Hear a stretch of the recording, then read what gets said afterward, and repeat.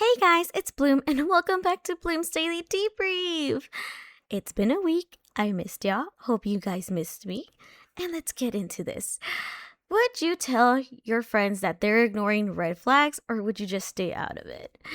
Ooh, this question is it's a little prickly for me. Um, Honestly, from what I've learned, I feel like staying quiet is the best thing and just observing them. Now, if they ask for your honest opinion and you honestly answer them and they, give them an honest answer and they, you know, don't like what you gave them as an answer, well, tough luck. What do you want me to say? I'm being honest with you, and sometimes the truth hurts to hear. It's the truth. If your friend is giving you their honest opinion and being truthful on what they feel about this person, it's worrisome because you're a good friend for trying to be honest with them and trying to get them to see your point of view. But if they can't see that, well, too bad. What can you do? At least you were honest and you told them what you felt and what you were seeing on your end. Pretty much.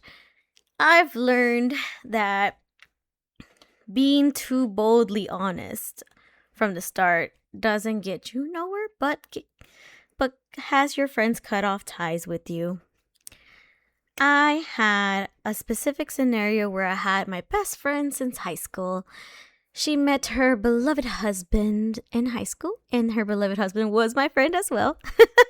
Call me matchmaker because they got married because of me. And yes, I was in the wedding. I was her maid of honor. So, to make the long story short, my friend has dated this guy for a while. They were toxic to each other whenever they argued. I don't know why they thought putting me in between them, like communicating, like tell this person that, because they want to talk to each other, was a good idea. And it would not get tiring for me because it did. So my best friend got pregnant with this guy's baby end of year, like senior year, pretty much. So she had her baby. I was supportive in everything. I supported her through everything. I would say thick and thin. Yeah, thick and thin, pretty much. I was there for her. I was there when she gave, I was very encouraging when she gave birth to her first baby. I loved her daughter. I took her out, we hung out with her daughter. I never once made her feel unloved. So yeah. Then she had a second baby. And I went to go see that second baby too. He was cute. I was just shook that they had a second baby. But during the relationship, that man cheated on her a few times. And I feel like he disrespected my girl a lot. I pointed out the red flags to her. I always said, leave that boy. He's not good for you. I know he's your baby's daddy, but that doesn't mean that you can't be your own independent woman. Each of them had their own insecurities, which caused a lot of toxic arguments, and it wasn't a good feeling, or it wasn't good to see this happen in front of, because sometimes they would argue in front of me and I'm just like, this makes me feel unwelcome. But yeah, so anywho, when she got engaged, I was shook. I was like, girl, are you sure it's not too late to say no to him? You haven't booked anything. And she's like, no, I'm gonna get married to him. So I'm a part of this wedding party. It's a whole mess. Everybody's fighting everybody, and I'm not fighting. I feel like was bullied in there in the wedding party. But it's okay. That's a different story. That shit was crazy. So they get married, and throughout the whole time, I kept telling her, are you sure?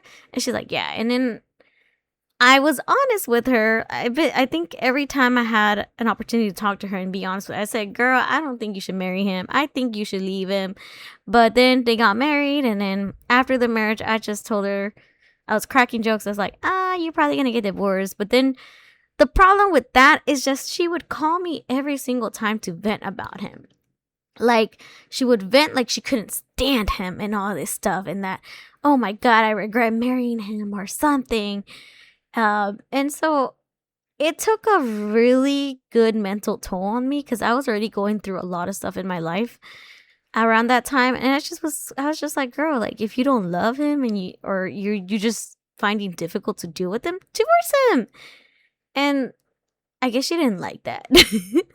And then I told her, I'm tired of hearing you vent about your man. Can't we talk about something else? Which also pissed her off because she has a thing where when people get tired of hearing her vent about her man, she's like, I don't know why you consider yourself a friend when you don't want to hear me vent about my man. Because it gets tiring. I've been hearing the same crap since high school. And I've told you the same thing. And I just didn't want to hear it no more. So yeah, after that, I was getting one-worded text messages, which hurt because when I asked her, like, what's going on? Are you mad? She's like, no, we're good. I just need some space. So I gave her space, and I haven't spoken to her since. But she's over here looking at my stories on Instagram and everything. But okay, sure. I mind my business. So that was an interesting thing. I can elaborate. I can definitely make this a podcast like about their life story because I was in and out of it. But yeah, her man had a lot of red flags. He cheated on her. When they did have that breakup, he left her without a car. And if anybody knows the Texas heat, it is awful. And she had to go walking everywhere with her daughter. And it was insane. Like, he was like, as punishment, I'll take the car away because it's under my name anyways. It was crazy. It was some childish, stupid stuff. Ugh. But yeah. Another scenario is I have one friend. Way she started this relationship was kind of messy. We told her to wait until 2 months later. That way the guy wouldn't feel like it's a rebound because she had broken up with the guy. Or the guy broke up with her. I don't know that. I don't know about that situation. But apparently the two guys know each other. And so because of this, I'm sure the guy felt some type of way. Like Guy B, I want to say. The new guy is Guy B. So now she's dating or seeing this guy. And there's been no label. It's been like 3 months. And they've been doing coupley stuff. Getting cuddly, kissing. Doing all the girlfriend and boyfriend things. And her sister is my friend. I'm going to call her Jay. My friend Jay is like, sus. Where's the label? And we're just like, I don't know. Anywho, I guess Jay ended up telling her how all of us felt. How there's been no label and we don't want to see her get played. And now she's mad at us because of that. Well, she didn't hear it from all of us. She just heard it from her sister Jay. And now she's mad because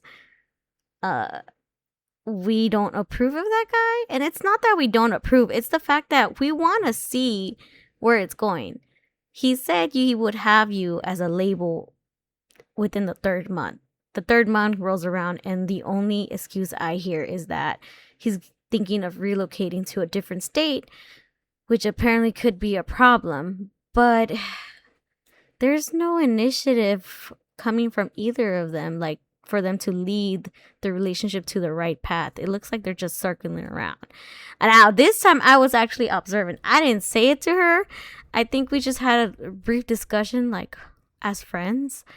And and I guess Jay's sister asked and she was like, hey, what do y'all think? And Jay was like, I think we're kind of on a hesitant side because we don't see any seriousness coming from him, but that's our opinion and all this stuff. It's been interesting. So I don't know. So far she's been quiet, and I hope for her relationship to blossom into something more serious. But yeah, this one I've been quiet and I've been observant, and I did not openly tell her anything. It was her sister who told her, but I don't know. That's not my business, honestly. I don't really care. If she wants to be mad, that's her.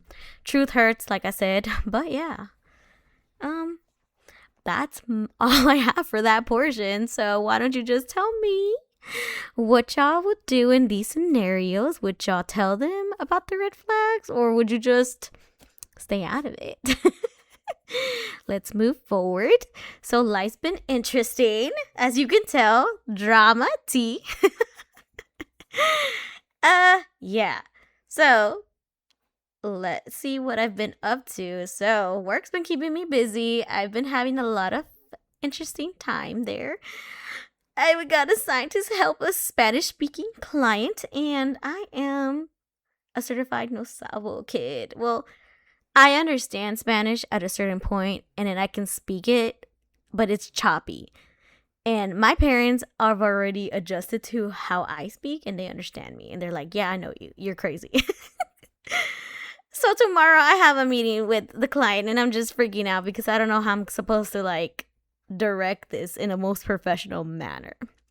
So I'm a little nervous. One thing I've learned from the merger that my bank company had is that it's pushing me out of my comfort zone, and it's making me learn new things or new skill sets. It has been very interesting. On the positive note, it's kind of scary how I'm actually starting to enjoy work. Maybe because it's new management and new people, and I don't know. I feel like previously, when we were under the old management, I felt very suppressed and depressed. But now I'm feeling very happy and optimistic. So let's see how it goes. It's too early to tell if this company's a good sign or not. But we shall see. I will keep y'all in tune. And let's see what else has been going on. Oh, I picked up content creating on TikTok. I just randomly started this, I think last Friday, and I was just like, why don't I just record my day-to-day in the mornings, routines, and yeah. So yeah, I started that. I only posted 2 videos, and I realized I posted an old video about my dad falling. I know that was mean of me, but it was kind of funny. I'm sorry. But let's see how it goes. If it goes well, I'll link it in one of the other videos. But so far, it's just testing. But that's all I have until next week. I know it's a bit more than what I think my regular podcast is 5 minutes or less. But we shall see. We are just going to go with the flow. I feel like this channel has room to grow, and I just want to test things out. If you guys like these longer podcast story vibes or the way I do it, just let me know. Don't forget to comment about that red flag question, because I would love to hear from you, and it would be a good discussion between you and me. And we can explore this in the next podcast or however you like. And if you have any critiques or criticism on how I can make this better, I'm all ears. Until next time, guys. Bye.